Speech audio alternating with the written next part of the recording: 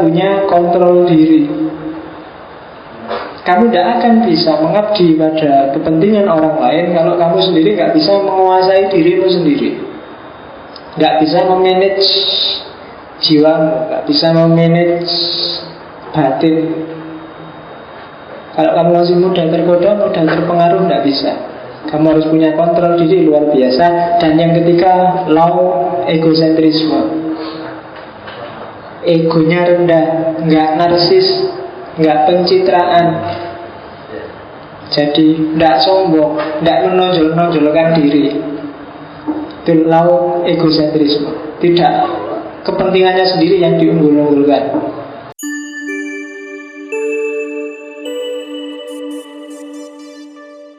Assalamualaikum warahmatullahi wabarakatuh. Alhamdulillah kita sudah berhasil sampai di sesi ke 20 sekian dalam ngaji filsafat kita. Kita lanjutkan di dunia etika. Oke. Relativisme etik. Katanya ada beberapa aliran etika yang punya pandangan relativis. Katanya kelompok relativis tidak ada prinsip moral yang valid secara universal. Bermoral itu sesuai masing-masing konteksnya. Prinsip moral itu benar atau salah itu sifatnya tergantung pada kesepakatan sosial budaya atau pilihan setiap individu. Yang tergantung pada kesepakatan budaya atau kesepakatan sosial namanya konvensionalisme. Yang tergantung pada pilihan individu namanya subjektivisme. Jadi di relativisme etik tidak ada moralitas universal itu. Moralitas itu selalu kontekstual. Kalau konteks hubungannya dengan dunia sosial budaya namanya konvensionalisme. Kalau konteks dengan dunia setiap individu, psikologi setiap orang itu namanya subjektivisme. Jadi menilai sesuatu itu etik atau tidak etik, jangan pakai parameter kita, tapi lihatlah setting masing-masing kultur sosial atau budaya. Model relativis ini kan banyak dibahas orang di era postmodern ketika ada kesadaran pluralitas. Sebelumnya kan kayak barat modern itu kan cara berpikirnya tidak relativis tapi objektivis, bahwa ada parameter-parameter untuk mengukur etika, mengukur budayanya orang lain. Misalnya kayak kamu di pikiranmu, wah orang Irian Jaya itu tidak pakai baju, cuma pakai koteka, itu belum beradab. Yang sudah beradab ya kayak kita ini pakai baju. Nah itu kan berarti kamu mengukur peradaban, mengukur budaya, mengukur etikanya orang Irian dengan etikamu. Katanya orang Lewis tidak tepat yang seperti itu. Masing-masing budaya, masing-masing komunitas sosial punya logika, punya sistem etika sendiri. Nanti itu kalau dalam antropologi ada bidang khusus yang bahas itu, namanya etnografi. Ya kan? Cuma ya kelihatannya masuk akal saja, tapi ya kadang-kadang juga banyak budaya-budaya yang bikin kamu apa ya kita nggak boleh menilai. Misalnya apa ya? Ada satu suku di Afrika yang itu kalau punya anak, lahir anaknya cacat, itu terus begitu lahir kok cacat, terus dibuang ke sungai, dikasih makan buat kudanil, dengan asumsi bahwa anak ini memang keturunannya kudanil, makanya cacat terus dibuang. Ada lagi budaya apa ya yang aneh-aneh. Misalnya orang Eskimo itu kalau nenek atau kakeknya, jadi kalau punya orang tua yang sudah sangat tua, kok ditunggu nggak mati-mati, akhirnya diasingkan. Diasingkan, nggak dikasih makan, cepat mati. Ditunggu suwi mati-mati, susah sini ya. Sudahlah, ditinggal aja sampai meninggal. Pokoknya nggak usah diopeni. Nah, itu sistem etik mereka. Kalau di Indonesia misalnya apa ya? Ada yang pernah ke Kemukus gunung? Ada ya? Itu kan mereka punya sistem etik budaya sendiri, bahwa kalau ke sana dan punya tujuan tertentu, untuk bisa sukses menemukan tujuannya, dia harus melakukan yang itu. Kamu sudah paham lah, rasa gaya pura-pura. Oke, ada sistem. Atau kayak Arab kuno. Di Arab kuno ketika perempuan diperlakukan jadi kayak properti. Jadi kalau ayahnya meninggal, istrinya bisa diwariskan ke anaknya misalnya. Atau kalau punya anak perempuan terus dan dianggap defisit terhadap ke asetnya suku, terus biasanya terus dia dikubur hidup-hidup. Ini kan budaya-budaya kayak gini kan, apa ya sih budaya itu harus tidak boleh dinilai oleh budaya yang lain. Nah itu silahkan kamu diskusikan. Tapi katanya kelompok konvensionalisme, prinsip moral itu harus kita nilai dari budaya atau masyarakatnya. Kalau kita nilai dengan perspektif kita, pasti tabrakan. Karena dunia sosial itu punya dua ciri. Yang pertama diversity, yang kedua dependensi. Di Inggris ada satu kampung namanya kampung nudis. Kampung nudis itu pokoknya penduduk situ diharamkan pakai baju. Slogannya adalah back to nature, kembali pada alam. Dan orang itu untuk alami kan nggak usah pakai baju ya. Gara-gara baju ini kan kita jadi nggak alami, asli aja. Nah itu dicopoti. Jadi orang sekampung gitu. Barang siapa masuk ke situ, dia harus nyopot itu. Kalau nggak itu nggak boleh, jangan masuk. Jadi namanya kampung nudis, budaya sana. Jadi begitu kamu mau masuk ke sana, copotlah bajumu, kamu harus full asli alami apa adanya. Namanya kampung nudis. Ya kapan-kapan kita rekreasi di sana. Ya kan ada di Indonesia ada. Cuma kalau mereka lihat orang nggak pakai baju biasa, nggak ngerti kalau kamu. Mungkin yang bikin rusak itu kan pendatang-pendatang kayak kamu itu. Kayak mungkin pernah tak ceritain, sama saya pernah penelitian di suku Dayak itu kan ada daerah tertentu yang perempuannya tidak pakai apa? Ya, tidak pakai penutup dada, jadi kelihatan full. Nah, kalau orang sana biasa aja dia. Cuma kita begitu masuk ke sana, astagfirullah, senangnya. Jadi apa ini gitu. Jadi dan yang bikin rusak itu biasanya ya orang-orang baru pendatang gitu kan itu. Jadi kalau orang sana sih lihat biasa, jadi yang dilihat juga biasa. Cuma karena begitu banyak pendatang melihatnya dengan aroma yang berbeda, mereka juga jadi risih akhirnya. Nah itu kan katanya konvensionalisme, jangan dinilai pakai standarmu dong. Kalau dinilai pakai standarmu ya semua salah. Kalau dinilai pakai standarmu ya orang Irian itu kelihatan sangat tidak beradab. Kalau dinilai pakai standarmu ya orang Afrika tadi yang membuang anaknya ya kelihatan kan nggak etis. Tapi dalam dunia mereka itu sangat etis. Mungkin dulu pernah tak contohkan bagaimana orang primitif itu ketika dia menyatakan jatuh cinta pada pasangannya, enggak kok bilang I love you, apa kirim SMS, apa mention di Facebook. Tapi begitu bilang aku cinta padamu, enggak pakai bilang. Pokoknya ada perempuan yang ditaksir, dipegang, cek, rambutnya ditarik sampai jatuh terus diseret. Nah itu berarti ungkapan jatuh cinta. Kan aneh kan, jatuh cinta kok malah perempuannya dibuatin, diseret. Itu kan luar biasa. Tapi itu budaya mereka. Jadi simbol-simbol budaya yang mereka ekspresikan itu beredar di kalangan mereka dan hanya bisa dipahami oleh mereka dengan makna yang juga berlaku untuk mereka. Maka cara memahaminya ya harus kita gantungkan sesuai dengan budayanya. Itu pandangan kelompok konvensionalisme. Cara kita berpikir, cara kita berperilaku itu kan dibentuk oleh budaya kita sendiri-sendiri. Yang dari Jawa mungkin beda gaya dengan yang dari Madura. Madura itu Jawa nggak tuh? Madura. Iyalah.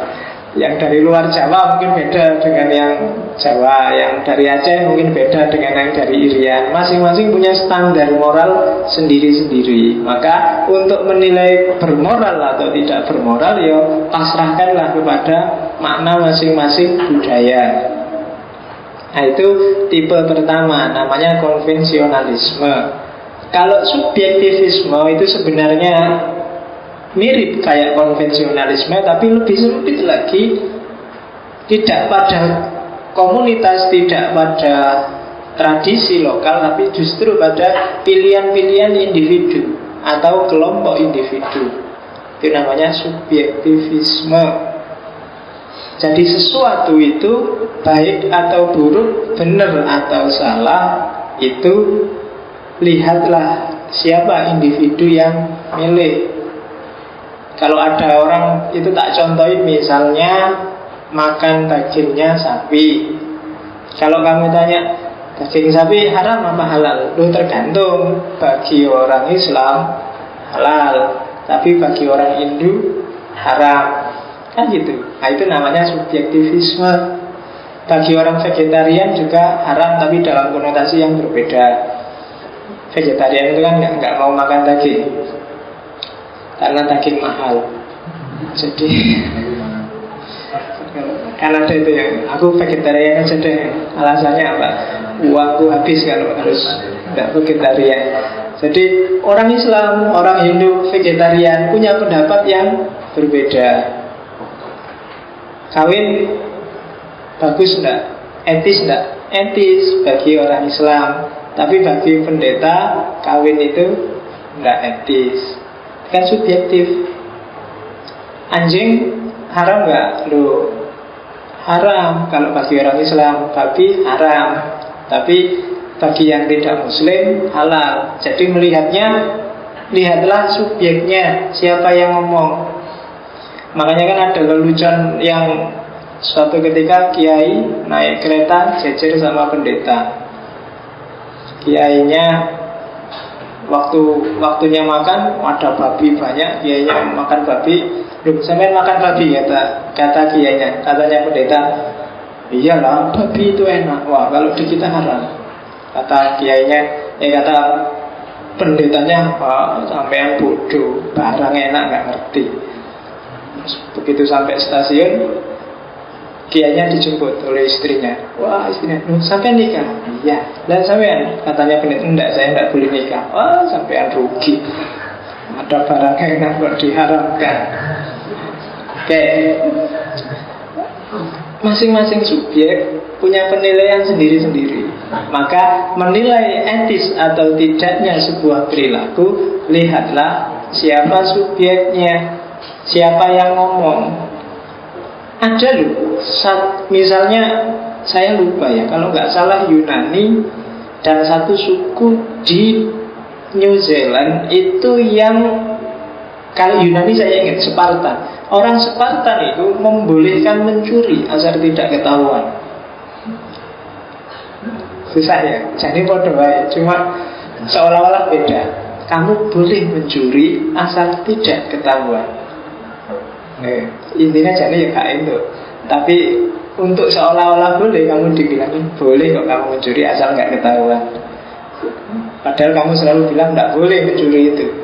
Atau kamu boleh nyontek asal nggak ketahuan. Itu sebenarnya sama dengan kamu nggak boleh nyontek. Tapi ini kan unik, ada budaya-budaya yang membolehkan pencurian. Ada budaya-budaya yang kalau di barat yang kamu sebut permisif, misalnya cowok dan cewek kalau suka sama suka asal nggak saling menyakiti. Kamu mau nginep bareng kah? Kamu mau ke hotel berdua kah? Kamu mau di warnet sehari semalam? Nggak apa-apa, asal nggak ada kekerasan, nggak ada pemaksaan, nggak ada pelecehan, suka sama suka. Nilai moral yang berkembang di sana. Jadi kalau kamu datang ke Amerika, kamu kan nggak bisa tiba-tiba marah-marah ke sana.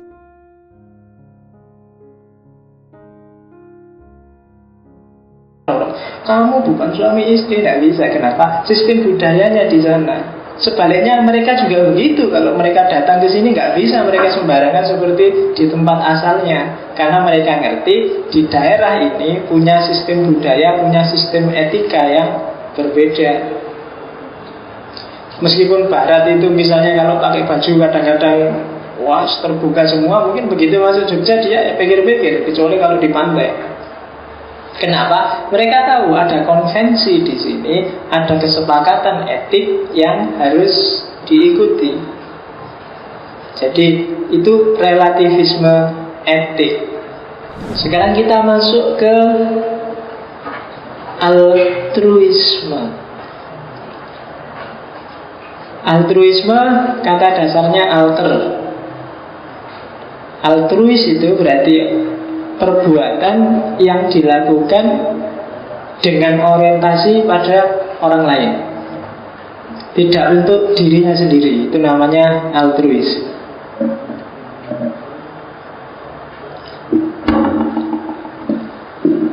Jadi tekanannya pada motif dibalik perbuatan yang itu untuk orang lain.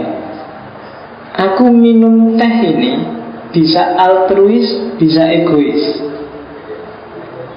Egois kalau aku sudah haus, aku pengen hausku hilang maka aku minum.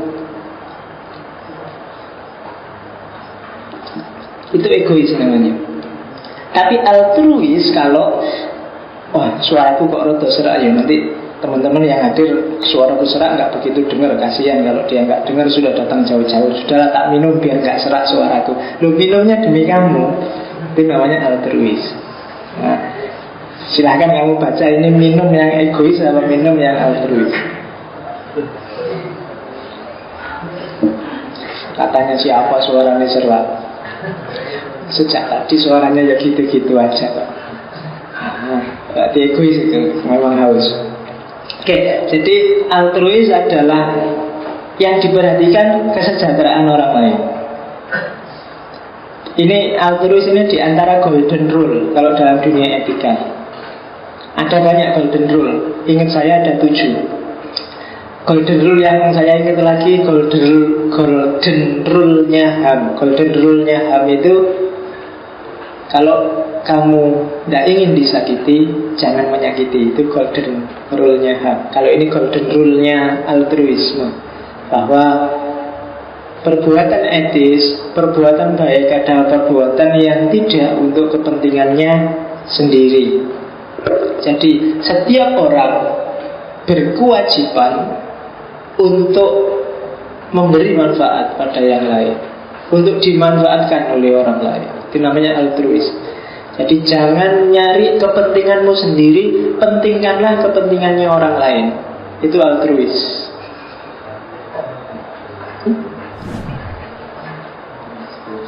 Yang pertama pakai istilah altruis itu sosiolog yang pasti sudah pernah kamu dengar, namanya Auguste Comte. Altruis beda dengan etika kewajiban seperti kemarin.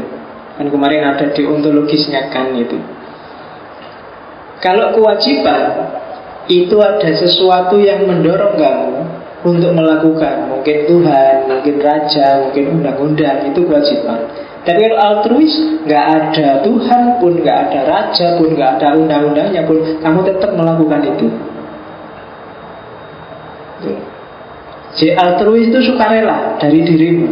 Ada orang jatuh kecelakaan, terus kamu kan inisiatif, tak tolongin, tak anuin. Itu altruis, kamu nggak mikir balasannya, nggak mikir ini kalau tak tolongin ini sesuai dengan Al-Quran surat apa ya. Enggak mikir itu. Ini kalau undang-undang 45 pasal berapa, kan enggak. Kamu tiba-tiba punya dorongan untuk bantu dia yang sedang kecelakaan. Itu altruis. Dan tidak ada motif individu. Makanya altruisme itu punya 3 komponen, yaitu loving others, helping them during their time of need, dan yang ketiga making sure that they are appreciated. Jadi cinta pada orang lain, membantu mereka untuk memenuhi kebutuhannya, Dan yang ketiga, memastikan bahwa setiap orang di sekelilingmu itu diapresiasi, dihormati, tidak dicueki, tidak diabaikan, tapi diperhatikan. Loving other, cinta pada yang lain. Mungkin saya nggak sempat nanti ngomong etika situasi. Kalau di etika situasi disebutkan bahwa puncaknya nilai moral, puncaknya nilai etis itu cinta. Jadi puncaknya kebajikan itu cinta. Kalau puncaknya dosa, puncaknya kesombongan, puncaknya kejahatan itu sombong. Original sin itu biasanya terus kesombongan, dosa asal. Tapi kalau kebajikan, yang baik mutlak itu cinta. Tidak ada yang melebihi cinta. Tuhan pun, kenapa ada manusia, kenapa ada makhluk, biasanya karena ada cinta. Ya kapan-kapan kalau ada waktu kita ngomong filosofinya cinta. Karena saya dulu pernah nulis filsafat cinta agak panjang lebar. Jadi loving others, kalau dosa, kalau kejahatan yang paling puncak itu kesombongan. Ya sombong itu kan nggak ada konteksnya. Dalam konteks apapun sombong itu jelek. Kalau perilaku buruk lain kadang-kadang kontekstual. Bohong itu kadang-kadang dalam hal tertentu, konteks tertentu bisa bagus. Kalau curang kadang-kadang dalam konteks tertentu bisa ada bagusnya. Koruptor sangat jahat sekali, tapi dari perspektif tertentu, misalnya perspektif semangatnya untuk memenuhi kebutuhan keluarganya, mungkin ada bagusnya. Loh, kan itu semangat, ada pahalanya, perhatian biar keluarganya terjamin sampai 7 turunan. Dari sisi itu iyalah bagus. Tapi kalau sombong tidak ada. Sombong dalam hal, kami kan sering ada yang bilang enggak pak, tapi sombong pada orang sombong pak. Enggak. Kesombongan akan merusak. Iblis itu diusir dari surga kan karena dia merasa lebih tinggi daripada Adam. Makanya disebut original sin. Maka hati-hati dengan hati yang arogan, hati yang tinggi yang merasa sombong. Karena sumbernya segala penyakit biasanya kamu merasa sombong. Orang yang merasa sombong berarti dia merasa sudah selesai. Dirinya sudah bagus, dirinya sudah puncak, dirinya sudah baik. Dan secara apapun dia pasti tidak akan berkembang lagi wong sudah puncak. Sehingga dia merasa sombong, merasa besar diri, merasa dirinya sudah besar. Maka hati-hati. Kalau di altruisme jangan gitulah. Jangan, sombong itu kan berarti mikir dirinya sendiri. Enggak, kamu harus mikir yang lain. Loving others, bantulah orang lain untuk memenuhi kebutuhannya. Cintailah orang lain, cintailah produk-produk. Oke, jadi cinta itu, saya tidak tahu, di kelas saya sering ceramah tentang cinta karena untuk mata kuliah tertentu. Kapan-kapan tak kasih sesi apa 2 sesi tentang cinta. Besok, ya kamu cari pacar dulu baru tak belum dia pacar minta ceramah cinta. Oke, dan yang terakhir, making sure, hargai orang lain. Sebenarnya salah satu cirinya cinta. Ada perilaku-perilaku cinta. Altruisme itu kalau cintanya altruisme itu kalau pakai bahasa Yunani, cinta itu kan ada 3. Ada eros, ada philia, philos. Kalau jadi filosofia itu ada agape. Kalau eros, kalau bahasa Latinnya eros itu amor, itu cowok suka sama cewek, kamu suka yang sifatnya hasrat, nafsu, itu biasanya namanya eros. Suka cewek cakep, suka cewek kulitnya putih, suka cewek rambutnya panjang, suka cewek yang kulitnya hitam, suka cewek yang rambutnya keriting, suka. Itu eros namanya. Di atasnya eros ada philia, philos. Makanya filsafat itu kan filosofia. Ini levelnya lebih tinggi, yaitu cinta pada sesama manusia, cinta pada lingkungan. Kalau kamu cinta pada orang tua, cinta, ini namanya philos. Di atas itu ada cinta ketuhanan. Cinta ketuhanan itu bukan berarti cinta Tuhan loh ya, tapi cinta yang coraknya kayak ketuhanan, kayak cintanya Tuhan pada alam semesta. Kayak cintanya Tuhan pada makhluknya, namanya cinta ketuhanan. Kalau di Yunani disebut agape. Dan altruisme itu jenis yang ketiga ini, cinta yang jenis agape. Kayak cintanya Tuhan pada alam semesta yang tanpa syarat. Jadi nggak pakai syarat apa-apa, kamu mau ngapain aja, Allah itu tetap sayang dan tetap cinta sama kamu. Manifestasi dari sifatnya yang Rahman dan Rahim. Kalau Allah nggak punya Rahman dan Rahim, mungkin kita sudah habis sejak lama. Dengan mempertimbangkan kelakuan kita, gaya kita sehari-hari, ya kan? Nggak yang pemerintah, nggak yang rakyat. Wis podo wae. Seandainya Tuhannya kayak saya atau kayak kamu, mungkin sudah ganti-ganti, sudah dihabisin aja generasi bumi hari ini, diganti yang baru, yang bagus-bagus. Sudah menyebalkan semua, nggak ada yang. Nah itu bisa kayak gitu. Tapi kan enggak. Itu yang disebut agape. Kenapa? Karena sayangnya Tuhan pada kita itu tanpa syarat. Maka dalam altruisme, loving others-nya itu loving others yang nggak pakai perhitungan. Bahkan kamu berkorban juga nggak apa-apa.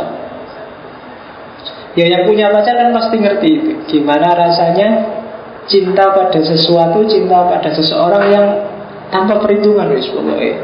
Meskipun kamu biasanya sholat subuhnya jam 7, disuruh jemput setengah 6 pun kamu paksa-paksain bangun. Kalau dia yang nyuruh jemput, kamu berkorban matanya. Diajak sarapan, biasanya kamu minta ditraktir. Kalau sama temanmu, begitu dia yang ngajak, tenang aja, tak traktir. Kamu nggak eman berkorban, nggak eman. Nah, itu namanya agape. Tapi kalau ada motif nafsu di balik itu namanya eros, masih belum agape. Kalau masih ada motif-motif, itu biar dia tergantung padaku, biar dia suka padaku, saya pengerti nanti mau tak gandeng tangannya, mau tak ajak, itu berarti masih eros.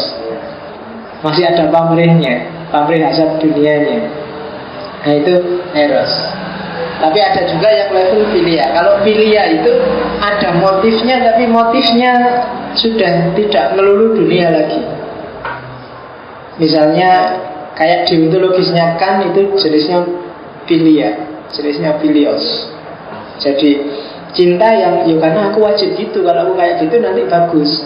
Kenapa kamu nggak maling? Karena dengan aku nggak maling dunia jadi tertib, aku juga aman tentram, aku akan. Jadi ada motifnya, meskipun motifnya halus. Tapi begitu masuk agape, kenapa kamu nggak maling? Ya memang nggak maling aja. Nggak maling itu lebih bagus daripada maling. Nggak ada motif apa-apa. Nah itu agape namanya. Dan untuk altruisme ada 3 faktor yang mempengaruhi. Yang pertama adalah faktor situasi. Situasi itu penting. Jadi altruis atau tidak biasanya didukung oleh situasi, kondisi. Yang kedua faktor interpersonal. Yang ketiga faktor personal. Situasi itu misalnya pagi-pagi kamu mau jalan ke kampus, tiba-tiba di sebelahmu ada orang naik sepeda tabrakan. Itu kan situasi. Kamu dipaksa untuk nolong dia karena yang lain nggak dulu. Ini orang kok jalan semua, ada orang jatuh nggak ada yang nolong. Sebenarnya kamu mau cepat-cepat masuk kuliah, tapi dipaksa harus nolong dia, wong yang lain jalan semua. Itu kan situasi. Mau donor darah, kan ada donor darah yang tidak situasi, ya donor aja karena tuntutan organisasi bikin acara donor darah. Tapi kadang-kadang juga ada tuntutan situasi. Misalnya ada temenmu butuh darah, situasi menentukan perilaku altruis. Interpersonal juga kadang menentukan. Nggak enak temen sekelas, nggak enak temenku ngaji kemarin jejer duduk sebelahku, kok pagi-pagi SMS butuh uang, tak pinjemin, nggak enak aku. Itu interpersonal mempengaruhi. Kadang ada juga faktor personal, psikologinya orang. Ada orang yang tegaan, ada orang yang tidak tegaan. Ada orang yang mut-mutan, ada orang yang tidak pakai mut-mutan. Mut-mutan itu kalau hatinya enak. Kalau hatinya enak, baiknya luar biasa. Tapi kalau pas moodnya hilang, ya cueknya luar biasa. Itu person. 3 ini mempengaruhi. Kadang moodnya bagus, tapi situasi nggak memungkinkan. Mau nolong orang, sudah ditolong orang. Kan ya sudah, masa kamu maksa, jangan ditolong, saya aja, saya ini lebih altruis daripada, saya ikhlas kok nolongnya. Ya sudah ditolong orang kok. Itu namanya situasi. Interpersonal juga begitu gitu. Temenmu yang sudah ada yang nolong, ya sudah. Atau person mau nolong tapi sedang gak mood, aku sedang galau, ada orang jatuh, sudah mas, tolongin mas. Kadang-kadang kan gitu kan bukan? Itu loh. Nah itu berarti sedang gak mood. Jadi menentukan person, interperson, dan situasi. Orang altruis itu 4 karakternya. Yang pertama empatik. Empatik itu kalau dalam hermeneutik yang punya teori namanya Wilhelm Dilthey. Empati itu terjemahnya adalah transposisi. Transposisi itu kemampuanmu untuk memposisikan diri di posisinya orang lain. Itu empati. Ada temenmu misalnya dapat musibah, dompetnya hilang, terus dia nangis, kamu terus ikut-ikutan nangis. Loh kenapa kok kamu ikut nangis? Tak bayangin kalau aku kamu mesti aku juga nangis, jadi terus aku nangis. Nah, itu empati, kemampuan empati. Ada temannya seneng, aku ikut seneng, kamu sukses misalnya, itu empati. Beda sama simpati. Empati, simpati, mentari, pemenang. Kalau simpati itu pakai akal, tidak pakai rasa. Ada temenmu misalnya keseripahan, apa ada temenmu dapat musibah, selamat ya, saya turut berbela-sungkawa. Bela-sungkawa pakai selamat. Ikut prihatin ya, kamu semester ini dapat nilai E. Itu simpati, karena kamu sendiri dapat nilai A. Nah itu simpati. Tapi kalau empati, wah aku sedih sekali kamu dapat E. Dulu saya juga dapat E kayak kamu, jadi sekarang ikut sedih. Itu namanya empati. Kalau simpati itu ya cuma pakai akal aja, kasihannya dia sedih, dihibur lah. Nah itu simpati namanya. Jadi kalau ada teman kena musibah, ucapan yang lebih dalam turut berempati atas musibahmu, bukan turut bersimpati. Jadi apalagi cuma bela sungkawa. Kecuali kalau temenmu namanya sungkawa. Kalau enggak ya sungkawa gak usah dibela-bela terus. Jadi turut berbela sungkawa. Maksudnya bela sungkawa itu ya turut berempati, turut bersedih, turut apalagi, turut merasakan, ikut berbahagia atas kesuksesanmu melamar. Nah, itu kan ikut berbahagia. Jadi ikut, itu namanya empati. Orang altruis itu punya kemampuan empati. Kalau kamu nggak punya kemampuan empati, nggak bisa jadi seorang altruis. Yang kedua, biasanya cirinya seorang altruis adalah orang yang percaya pada hukum dunia, just pada keadilan, pada kebenaran, percaya pada yang baik akan menghasilkan baik, yang jelek akan menghasilkan jelek. Maka dia melakukan perbuatan baik otomatis saja, karena yang baik hasilnya juga pasti akan baik. Orang yang serba suudzon kayak manusia Indonesia hari ini biasanya susah jadi altruis. Pokoknya pikirannya jelek terus. Begitu lihat DPR, alah mesti koruptor. Begitu lihat pedagang, alah mesti nipu. Begitu lihat petani, mesti males-malesan mesti. Pokoknya begitu lihat mahasiswa, mahasiswa paling demo. Pikirannya jelek aja. Orang kayak gini gak bisa jadi altruis. Hari ini Indonesia kan segalanya diatur dari A sampai Z. Kenapa kok diatur? Karena suudzon. Aturan itu dibikin karena takut ada orang melakukan pelanggaran, melakukan kerusakan, terus jadi aturan. Semakin banyak aturan membuktikan bahwa hidup kita dipenuhi kecurigaan dan ketidakpercayaan pada orang lain. Kita hukum pidana kan isinya curiga terus kan. Barang siapa mencuri, mesti semuanya barang siapa orang dicurigai terus, suudzon. Paradigmanya suudzon. Setiap aturan baru dibikin mesti dasarnya suudzon. Berarti susah kamu jadi altruis. Wong ketemu orang begitu berdiri di pinggir jalan, tiba-tiba ada orang punya tato mendekat, mesti kamu lihat, mesti copet, mesti gitu kan pikiranmu. Ada orang punya jenggot, fundamentalis, Wahabi mesti, itu pikiran. Jadi pikirannya welek dong. Jadi susah kamu jadi altruis, susah kamu nolong orang. Kalau ada orang punya jenggot jatuh, makanya jangan. Sebenarnya pikiranmu sudah. Ada orang sininya hitam aja kamu, mesti itu cuma. Ya kan? Silahkan di pikiranmu bunyinya apa, tapi mesti jelek. Maka hati-hati, karena seorang altruis, pahlawan di zamannya adalah orang yang believe on a just word. Kalau kamu nggak percaya pada kebaikan, nggak percaya pada keadilan, nggak percaya pada balasan, baik akan jadi baik, kamu nggak akan jadi seorang altruis. Kalau pikiranmu selalu negatif, selalu pesimis, selalu suudzon, tidak akan kamu jadi seorang altruis. Yang ketiga, punya tanggung jawab sosial. Altruis itu peduli. Itu loh, ada anak SMA masuk warnet, cowok sama cewek, ditutup lagi ruangannya. Biar aja urus-urusannya dewe, beteng.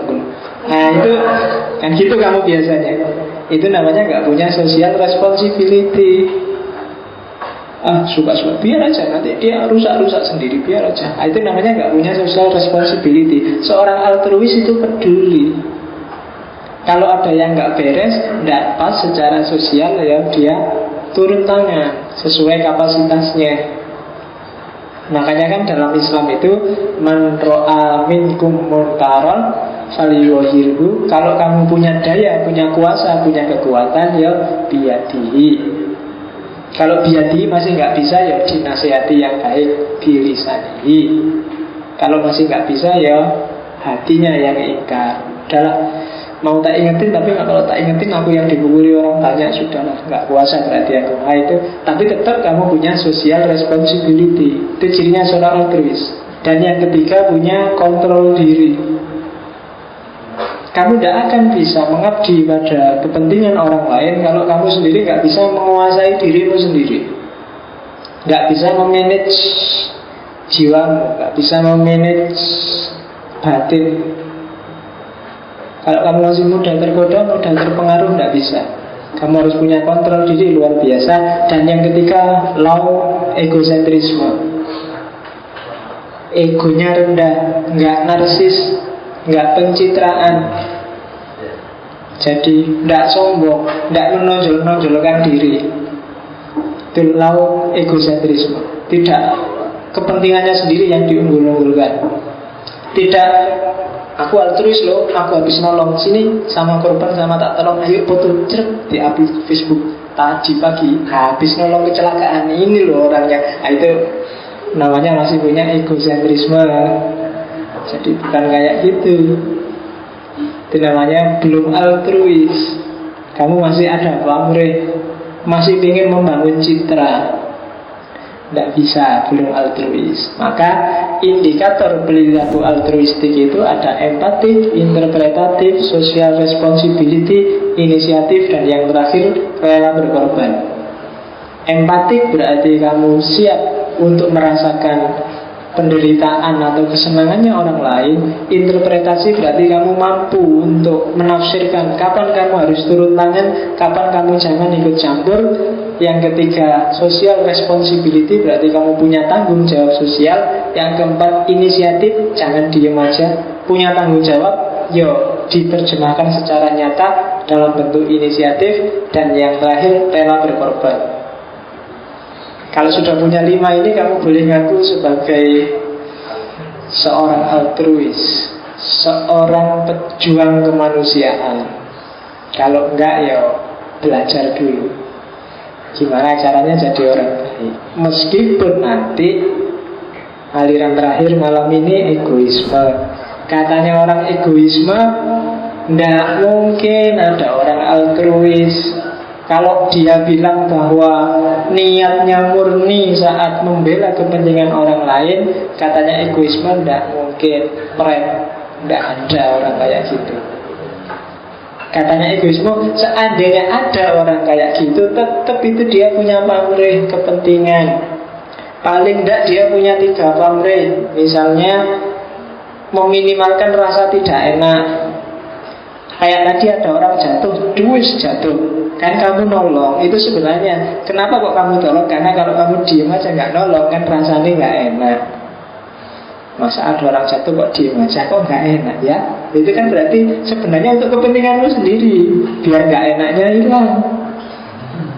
Jadi bukan demi orang, malah katanya egoisme ngopo. Nggak ada yang kayak gitu, prank gitu ngopo. Menolong orang lain, bohong, itu untuk kepentingannya sendiri. Atau menghindari hukuman, baik hukum negara, hukum sosial, hukum diri sendiri. Kalau orang jatuh kamu nggak nolong, oh, nanti kan bisa hukuman sosial. Misalnya ada orang lihat dulu, sampean gimana sih ada orang jatuh kok diem aja, nanti ada orang aku dimarahin gimana. Kalau ada itu jadi takut hukum sosial, takut hukum kemanusiaan, bahkan takut hukuman dari sendiri nanti kamu merasa bersalah terus. Itu kan hukuman dari dirinya sendiri. Maka kamu tolong orang itu sebenarnya dalam konteks kepentinganmu. Atau mungkin juga kadang-kadang motifnya untuk cari balasan, baik material atau sekedar ucapan terima kasih atau dipuji. Wah hebat sampean, kalau nggak ada sampean kasihan orang itu tadi. Kadang-kadang begitu. Jadi yang disebut murni itu nggak ada katanya orang egoisme. Itu pasti setiap orang juga untuk kepentingannya sendiri-sendiri. Nah itu aliran egoisme. Kita masuk dikit lagi. Apa sih egoisme itu? Egoisme ada dua, ada egoisme psikologis, ada egoisme etis. Sebenarnya isinya yang mirip aja. Katanya egoisme etis, perilaku yang paling bermoral adalah perilaku yang akhirnya menguntungkan dirinya sendiri. Jadi kamu tidak perlu bingung-bingung apa sih moral dan tidak. Kalau kamu melakukan sesuatu dan kepentinganmu terjaga, kamu dapat keuntungan dari perilakumu itu, berarti itu etis. Katanya kelompok egoisme. Ada dua perilaku yang etis. Yang pertama act selfishly, yang kedua act in our self-interest.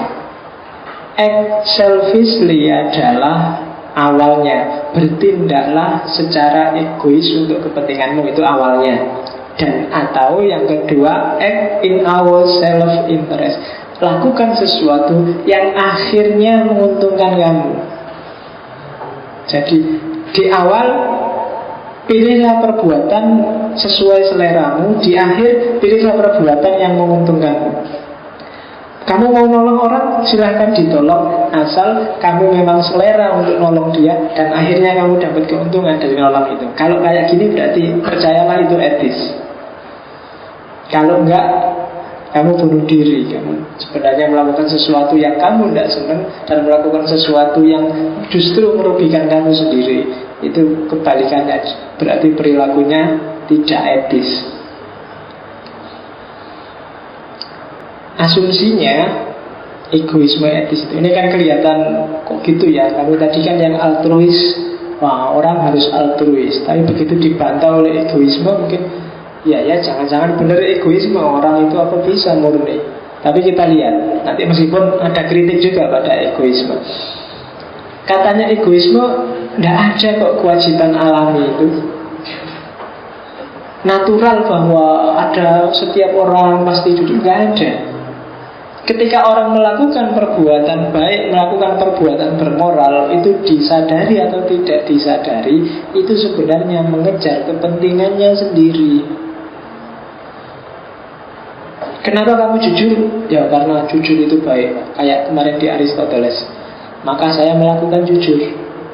Ini menunjukkan sebenarnya bahwa kamu sedang egois untuk kepentinganmu sendiri. Karena kamu merasa jujur itu baik, berarti kalau tidak jujur, kamu merasa salah dan berdosa, sehingga kamu melakukan jujur itu untuk memenuhi ideologimu bahwa jujur itu baik. Katanya kelompok egoisme loh ya. Jadi untuk kepentingan setiap orang.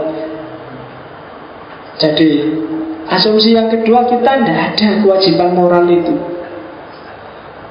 Kewajiban moral itu apa yang baik bagi diri kita, itu berarti itulah yang wajib kita lakukan. Prinsipnya cuma satu dalam hidup ini, yaitu apa keinginanmu, apa kepentinganmu, penuhilah itu. Kalau kamu sudah melakukan ini, berarti kamu sudah etis, nggak perlu malu-malu. Setiap orang melakukan ini. Kamu ketemu ini misalnya di Nietzsche, atau di beberapa bagian pikirannya Marx, atau beberapa filosof eksistensialis punya pendapat seperti ini. Banyak orang menipu dirinya sendiri, seolah-olah dia baik. Kadang-kadang banyak hal dijadikan sublimasi, dijadikan topeng, bahwa aku baik, aku bermoral, tapi sebenarnya untuk kepentingan dia sendiri. Nah itu asumsinya egoisme etis. Loh kalau gitu menurut egoisme etis nggak boleh dong care pada orang lain, peduli pada orang lain. Boleh, nggak apa-apa, asal hasilnya peduli, hasilnya care, itu yang menguntungkan dirimu sendiri. Kamu ada orang jatuh, cek tabrakan, terus kamu mau nolong, tolong aja. Kalau kamu merasa bahwa dengan tak tolong baik bagi diriku, baik bagi banyak orang, tapi terutama kepentinganku terpenuhi. Tapi dengan kamu, nanti kalau tak tolong, nanti urusan sama polisi, aku kena juga, jadi panjang urusannya, wah susah tuh. Rasa ditolong baik. Secara egoisme etis boleh. Kalau dalam perhitunganmu dengan dia tak tolong, aku yang malah ketempuan, rugi. Tidak imbang antara modal dan untungnya, mending ditinggal aja. Nanti kalau ada polisi nggak tak diwawancara, disuruh apel, disuruh tinggal aja lah. Nah, itu secara egoisme etis boleh kamu lakukan. Jadi berbuat baik tidak apa-apa, nolong orang tidak apa-apa, tapi jangan kontraproduktif. Maunya bantu orang, kamu sendiri bunuh diri. Maka bagi egoisme etis, kamu berjuang melawan penjajahan harus, karena dengan penjajahannya terusir, kamu bisa memenuhi kepentinganmu. Tapi jangan dengan cara bunuh diri. Kalau dengan cara bunuh diri, berarti kamu tidak etis secara egois. Kita lihat argumennya egosentris. Kelihatannya kan kasar sekali, tapi mereka punya pikiran, punya ide. Coba dilihat, katanya orang egoisme, altruisme itu justru merusak diri sendiri. Coba dilihat, kalau kita selalu peduli pada orang lain, biasanya kita terus tidak peduli pada diri kita sendiri. Ketika kita tidak peduli pada diri kita sendiri, sering-sering hasilnya justru kekacauan yang lebih besar. Ketika kamu cuek dengan kepentinganmu, mikir kepentingan orang lain saja, sering-sering kepentingan orang lain tidak terpenuhi, kepentingan kita sendiri malah bikin masalah lebih besar. Ya kan? Itu disambung dengan argumen kedua. Hakikatnya peduli pada orang lain itu sering-sering bentuknya adalah campur tangan urusan orang lain. Saya altruis loh, kamu ada masalah apa? Saya ada masalah, ini nilainya. Terus kamu ngasih nasihat panjang lebar, nggak bisa, kamu harus gini, kamu kan peduli itu. Tapi sering-sering kayak gini ini malah ngeribeti orang. Maunya peduli, tapi yang dipeduliin malah sebel. Kamu cuma ngomong satu kata, kiriman dari orang tua telat, wah, terus dia ceramah setengah jam lebih. Wah, ya kiriman telat, ya enggak apa-apa lah, uang itu apa sih urusannya. Dia sama orang tua tetap panjang lebar. Nah, itu kan kelihatannya peduli, tapi sebenarnya yang menerima kepedulian itu juga sebel. Terlalu banyak campur tangan. Jadi peduli pada orang lain ya peduli, tapi kadang-kadang itu berubah dari kepedulian jadi campur tangan. Yang ketiga, kalau kadang-kadang dengan kepedulianmu pada orang lain, itu sering-sering justru kamu malah tidak menghargai orang itu. Kamu ngasih nasihat panjang lebar, padahal batinnya dia bilang, emangnya aku tidak ngerti yang gitu-gitu. Emangnya aku ini anak kecil. Emangnya aku ini apamu kok kamu ngatur-ngatur, kan sering gitu. Jadi kita justru nggak respect padanya. Orang punya privasi, punya kemandirian sendiri-sendiri. Biarkan dia hidup dalam kemandiriannya. Jangan terlalu kita banyak ikut campur. Dan yang terakhir ada argumen dari filosof perempuan, asalnya Rusia tapi terus hidup di Amerika, namanya Ayn Rand. bukan Ayn takmir itu. Jadi katanya Ayn Rand, altruisme itu tidak manusiawi. Manusia itu punya nilai dalam dirinya sendiri. Orang yang altruis itu adalah orang yang tidak menghargai nilai dirinya sendiri. Orang yang altruis adalah orang yang tidak menghargai posisinya, tidak menghargai anugerah Tuhan pada dirinya. Mikirnya orang lain terus, nggak mikir dirinya sendiri. Nah, itu maka katanya argumen pertama, altruisme itu merusak. Argumen kedua, egoisme itu alami dan masuk akal. Setiap orang punya fitrah untuk membela dan memenuhi kepentingannya sendiri. Kamu nggak usah malu-malu. Orang itu kalau lapar ya harus cari makan, kalau haus cari minum, kalau kesepian cari pacar, dan itu kan normal, alami dan masuk akal. Jangan kok enggak, aku ini lapar cari makan enggak ya? Aku enggak mikir diriku sendiri lah, enggak bisa. Secara alami setiap orang secara kodrat itu egois. Kamu narsis itu natural. Sebenarnya kalau katanya egoisme, kamu mencari kepentinganmu sendiri itu tidak apa-apa. Jadi masuk akal saja orang mengejar kesenangan dan kepentingannya sendiri. Yang ketiga, kalau setiap orang egois, setiap orang memenuhi kepentingannya sendiri, secara otomatis semua orang akan terpenuhi kepentingannya. Katanya egoisme loh ya. Kok dadak kamu mikir orang lain, nanti jadi rumit. Kamu mikir orang lain, dia juga pengen altruis, dia mikir kamu, lo jadi gak karu-karuan. Semuanya pengen jadi pahlawan kan. Jadi rusak malahan. Daripada gitu, mbok sudah, setiap orang mikirnya dirimu sendiri masing-masing. Nanti hasil akhirnya apa tetap sama, semua orang terpenuhi kepentingannya. Kalau semua pengen jadi pahlawan, yang jadi orang biasa susah, nggak ada. Makanya katanya kelompok egoisme ya, enggak lah, jangan altruis. Kalau semua orang pengen jadi altruis lah, terus hidup ini gimana nanti? Aku mikir kamu, kamu mikir aku. Dia mikir dia, tapi tidak karu-karuan. Daripada kok jelimet kayak gitu, sudahlah. Setiap orang penuhi keinginanmu sendiri-sendiri, semuanya nanti jadi terpenuhi, selesai urusannya. Katanya orang egoisme. Yang keempat, ya kayak tadi, sebenarnya kalau ada aturan, kalau ada norma, kalau ada nilai, kalau ada visi yang dibangun, apapun itu bentuknya, kalau kita mau jeli, coba telusuri, ujungnya pasti untuk memenuhi kepentingan diri sendirinya setiap orang. Kenapa sih ada undang-undang? Biar misalnya, kenapa sih ada undang-undang tentang agama? Biar setiap orang bisa memilih agama sesuai kepercayaannya. Itu kan lagi-lagi setiap orang. Kenapa sih ada hukum perdata pidana? Biar haknya setiap orang terjamin. Lagi-lagi kepentingan setiap orang diri sendiri. Jadi katanya egoisme lu kan semua aturan memang dibikin untuk memenuhi kepentingan setiap orang. Jadi bukan untuk membela kepentingan orang lain, tapi memenuhi kepentingan diri sendirinya masing-masing orang. Nah, itu argumen egoisme yang keempat. Sekarang kita lihat argumen-argumennya egoisme. 1, 2, 3, 4 itu kelihatannya kan masuk akal sekali. Tiap hari kan kita gitu, apa ya sih masuk akal yang dibilang oleh egoisme etis. Cirinya filsafat seperti ini. Jadi ketika ngomong tentang objek ini, seolah-olah yo ini yang benar, sebelum kamu tahu kelemahan-kelemahannya.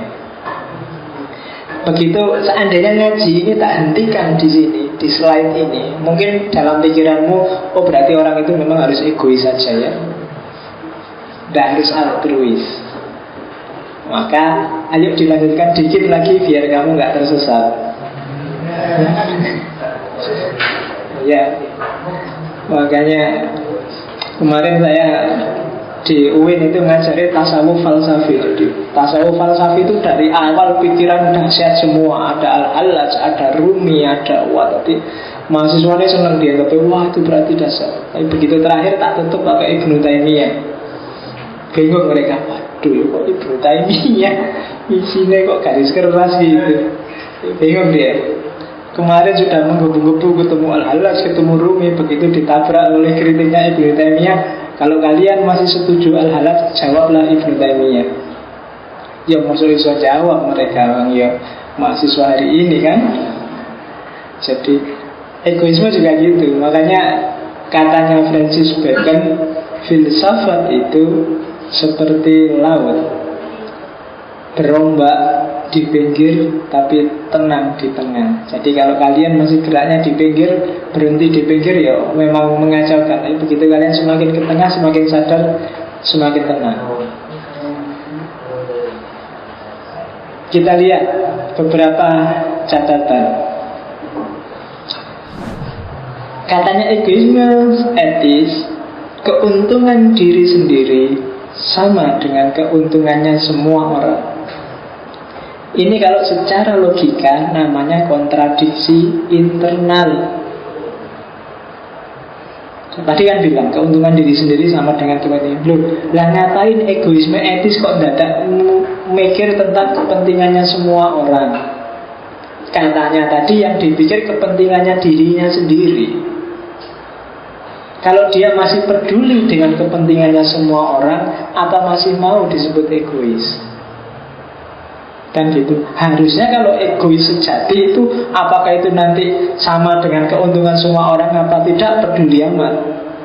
Yang penting keuntungannya sendiri terpenuhi. Jadi secara logis salah lah, tidak gitulah. Kalau yang dia masih peduli dengan kepentingan semua orang, ya namanya bukan egois lagi. Berarti masih mikir kepentingan semua orang, meskipun kepentingan semua orang itu terpenuhi dengan jalan dipenuhinya semua kepentingan diri sendiri. Nah, itu kritik yang pertama. Seolah-olah tadi benar, tapi ternyata ada kontradiksi internal, ada logika yang tabrakan. Catatan yang kedua, ada aspek lebaynya di egoisme etis ketika mengkritik altruisme. Lebay itu berlebihan. Emangnya altruisme itu segitunya terus sampai orang mengorbankan dirinya sendiri? Kayak kritiknya Ayn Rand tadi loh. Wah, altruis itu tidak manusiawi, altruis itu menghancurkan diri sendiri. Ya katanya siapa sih? Kalau orang mikir orang lain itu kan bukan berarti terus dia tidak peduli sama sekali dengan dirinya sendiri. Terlalu berlebihan. Kalau kamu nolong orang dengan ikhlas waktu jatuh, itu kan bukan berarti terus semua kepentinganmu yang lain kamu cuekin. Kan enggak sampai segitunya. Setiap orang juga pasti ingin memenuhi kebutuhannya sendiri, meskipun dia punya visi bahwa aku juga harus perhatian pada orang lain. Tidak cuma mikir awakku dhewe, toh aku hidup di dunia sosial bersama orang lain. Dan di antara pemenuhan kepentinganku adalah ketika aku kontak dan menolong orang lain. Jadi tidak kok terus dengan menolong orang lain terus aku bunuh diri, mengorbankan kepentingan sendiri. Tidak lah. Kalau kayak gitu kan namanya terlalu lebay menanggapi altruisme. Pangeran Diponegoro yang membela orang Jawa semuanya kan juga ya mikir kepentingannya sendiri kan, juga kawin, juga punya anak, juga biasa aja. Enggak kok terus wah ini pahlawan ini, mikir orang banyak terus dia enggak makan, enggak tidur, enggak kawin, dan kan enggak. Nabi Muhammad yang mikir umatnya dari awal sampai akhir zaman juga kan juga kawin, juga makan, juga ya, biasa aja. Jangan ditanggapi terlalu dalam bahwa kalau sudah altruis itu terus hidupnya dipersembahkan, ya enggak. Kamu yang jatuh cinta mati-matian sama pacarmu, semuanya buat pacarmu, kan tetap kamu juga tidur, kamu juga makan, kamu juga gitu. Kamu kan enggak bunuh diri gara-gara itu, kecuali kalau sudah patah hati. Ya itu. Kalau patah hati kan ceritanya lain itu, karena Kamu sedang stres saja, pikirannya lagi buntu. Oke, kalau patah hati, saya dulu pernah nulis juga buku judulnya Risalah Patah Hati tahun berapa itu ya.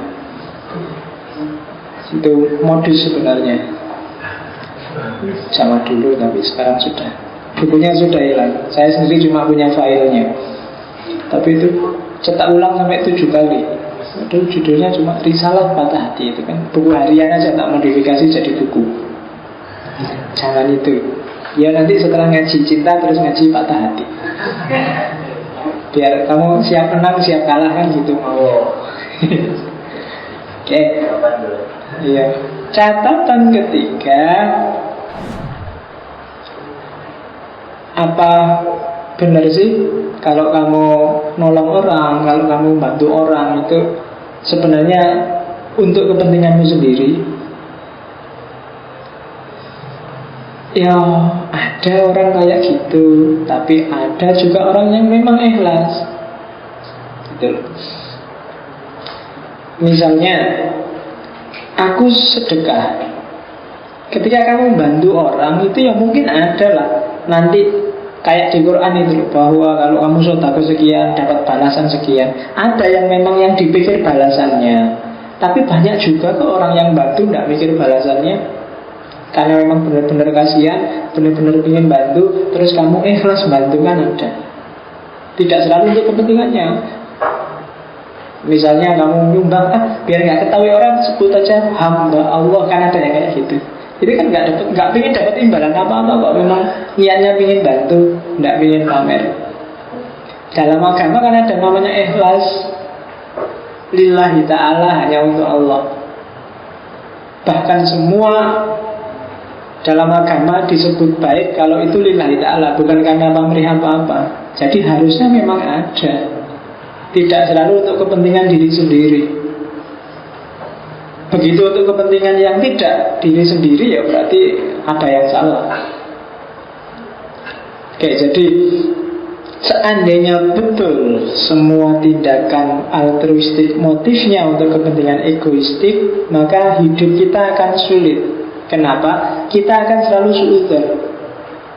Hidup dengan suudzon, saya bilang tadi, nggak bisa. Ada orang bantu, alah ini mesti pura-pura, ada pamrihnya kan. Ada orang nolong, alah ini mesti pencitraan. Ada, nggak enak kamu hidupnya. Ada dosen masuk, ya saya bangga sekali, alah basa-basi. Kalau ada, jadi mikirnya kayak terus. Jadi nggak enak. Gimana kamu? Sehat-sehat nggak? Malah pura-pura peduli, padahal basa-basi toh. Iyalah. Kalau kamu tiap hari gitu nggak enak hidupmu. Gitu. Kamu nggak bisa nonton film loh kalau kamu gayanya kayak gitu. Film itu kan bohongan semua tuh. Ada orang mati, alah itu nggak mati beneran kok, santai aja. Ada orang putus asa nangis, alah itu cuma acting, nggak enak kamu nonton film kayak gitu. Hidup juga gitu, bahwa itu kadang memang basa-basi, ya jangan ditebak gitu loh. Jangan suudzon. Ketika itu suudzon, ya misalnya takmir masjid ngasih teh kamu setiap ngaji ini kan, alah pencitraan itu. Nah itu ya kamu suudzon dulu ya. Padahal mereka ikhlas kok, dianggap aja ikhlas. Nah itu makanya jadi enggak lah. Ya bahwa ada yang punya motif, ada juga yang tidak. Dalam agama orang ikhlas itu banyak kok. Yang tidak lillahi ta'ala juga banyak, yang lillahi ta'ala juga banyak. Kalau katanya Sufi Ibnu Hisam, ketika muridnya Sahil Al-Tustari minggu lalu tak sampaikan di Aristoteles itu, tanya padanya tentang sombong atau riya itu kan, yang tidak lillahi ta'ala itu kan namanya riya. Dia tanya, riya itu kayak gimana sih guru? Katanya Ibnu Hisam, kalau kamu ibadah dan tujuannya ingin pamer pada orang, itu namanya bukan riya, tapi musyrik. Tapi kalau kamu sembunyi-sembunyi ibadah biar tidak diketahui orang, itu baru namanya riya. Susah kan ya? Jadi terus sembunyi-sembunyi apa terang-terangan ya Pak?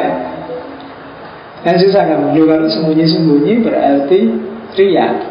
Terus terang-terangan, oh enggak, terang-terangan lebih parah lagi, itu namanya musyrik. Lah terus gimana? Jadi kalau kamu kemana-mana bawa tasbih, wah dianggap alim, nanti tak sembunyiin sambil wiridan. Nah itu riya. Tapi kalau kamu terang-terangan, ini loh tasbih, wiridan, subhanallah, itu musyrik sudah. Enak itu ya terusannya. Ya, kenapa sih katanya Ibnu Hisham dua-duanya salah? Karena dua-duanya tidak karena Allah, dua-duanya karena manusia. Kamu sombong, pamer karena manusia. Kenapa disebut musyrik? Berarti kamu sombong. Kamu musyrik karena kamu merasa dirimu besar, dirimu tinggi, layak dipuji orang lain. Yang layak dipuji hanya Allah. Maka kamu sedang memposisikan dirimu kayak Tuhan, maka kamu musyrik. Kamu sembunyi-sembunyi, biar nggak kelihatan orang lain, aku tak wiridan diam-diam. Loh, motifnya kan biar nggak kelihatan orang lain, masih karena orang. Maka itu riya tetap masih karena orang. Untuk tidak musyrik dan tidak riya, yuk kamu mau terang-terangan monggo, mau sembunyi-sembunyi monggo, asal semuanya karena Allah, lillahi ta'ala. Nah, itulah nanti yang disebut religious ethic.